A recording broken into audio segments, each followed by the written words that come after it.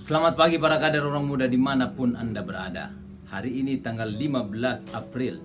Judul dari materi kita hari ini adalah Semua Orang Adalah Kritikus. Miriam serta Harun mengatai Musa berkenaan dengan perempuan Kus yang diambilnya. Sebab memang ia telah mengambil seorang perempuan Kus.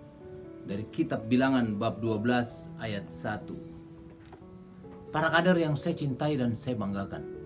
Pemimpin bisa berdiri di atas dua kebenaran. Yang pertama, mereka akan dikritik. Yang kedua, kritik selalu mengubah pemimpin. Perhatikan apa yang diajarkan Musa pada kita tentang mengendalikan kritik.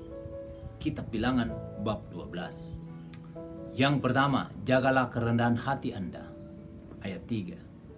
Yang kedua, hadapi kritik langsung. Ayat 4. Yang ketiga, spesifiklah dengan masalahnya. Lihat ayat 5-8. Yang keempat, jelaskan konsekuensinya. Ayat 9-10. Yang kelima, berdoalah bagi para pengkritik. Ayat 12-13. Dan yang terakhir, yang keenam, pulihkan mereka bila memungkinkan. Lihat ayat yang ke-14. Selain itu, pertimbangkan juga apa yang dilakukan para pemimpin untuk mengendalikan kritik. Yang pertama, mengerti perbedaan antara kritik yang membangun dan kritik yang menjatuhkan. Yang kedua, lihatlah lebih jauh daripada kritik itu. Yang ketiga, jagalah sikap Anda terhadap si pengkritik. Yang keempat, jaga kerohanian Anda, bergaullah dengan orang-orang yang seiman dengan Anda. Yang kelima, tunggu waktu yang tepat untuk membuktikan bahwa kritik itu salah. Yang keenam, yang terakhir, berkonsentrasilah pada misi Anda dan ubah kesalahan Anda. Para kader yang saya cintai dan saya banggakan, hari ini Musa mengajarkan pada kita bahwa sebenarnya semua orang itu adalah kritikus, orang-orang yang suka mengkritik. Kita semua tidak akan terlepas daripada kritik demi kritik. Apalagi Anda dan saya dan semua orang yang mau menjadi seorang pemimpin. Setiap pemimpin pasti menghadapi kritik. Baik kritik itu membangun maupun menjatuhkan. Karena itu berbahagia sekali karena hari ini kita diajarkan Musa. Ada 6 hal yang bisa kita gunakan untuk mengendalikan kritik.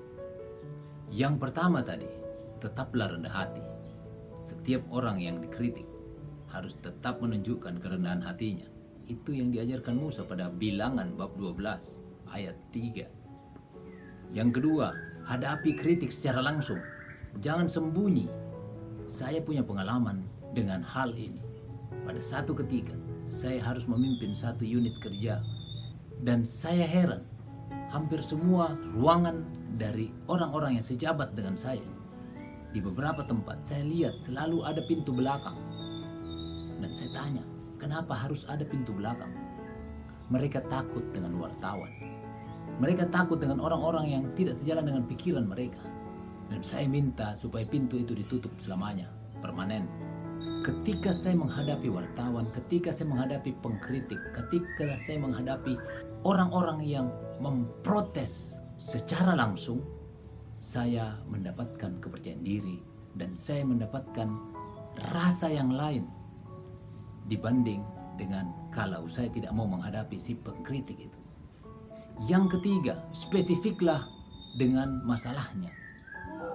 Jangan melebar kemana-mana. Ketika sebuah masalah dihadapkan pada kita hadapi dan kita bicarakan, kita diskusikan tepat pada masalah yang dimaksud. Yang keempat, jelaskan konsekuensinya. Ketika jalan ini diambil, ini konsekuensinya. Ketika jalan ini diambil, ini konsekuensinya. Ketika ini yang dipilih, ini konsekuensinya. Ketika itu yang dipilih, ada konsekuensinya juga. Ketika itu dibicarakan dengan baik, dan si pengkritik mendengar langsung, kita bisa mendapatkan jalan keluar yang lebih baik. Yang kelima, pada orang yang mengkritik Anda, jangan pernah memusuhi mereka.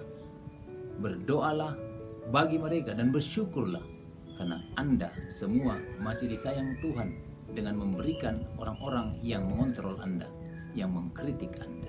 Dan yang terakhir, kalau si pengkritik kita nilai sebagai orang yang perlu kita bantu, mari kita bantu mereka untuk berubah. Terutama untuk orang-orang yang mengkritik, menjatuhkan. Kita sudah diajari oleh Musa, dan kita pun bisa mendapatkan 6 hal tadi dari pengalaman para pemimpin besar. Kita harus belajar membedakan mana kritik yang membangun dan mana kritik yang menjatuhkan. Tapi jangan takut saudara-saudara, kritik yang menjatuhkan sekalipun akan berguna buat kita. Ambil hikmahnya. Seperti apa yang diajarkan Musa, poin-poin yang lain pun tidak jauh dari itu. Mari kita lihat lebih jauh dari sebuah kritik yang dilontarkan kepada kita. Tidak berhenti pada kritik itu. Jaga sikap Anda. Tetaplah rendah hati dan ramah. Orang akan segan pada orang yang ramah dan rendah hati. Jaga kerohanian kita, bukan berarti kita tidak boleh bergaul dengan orang yang tidak seiman dengan kita.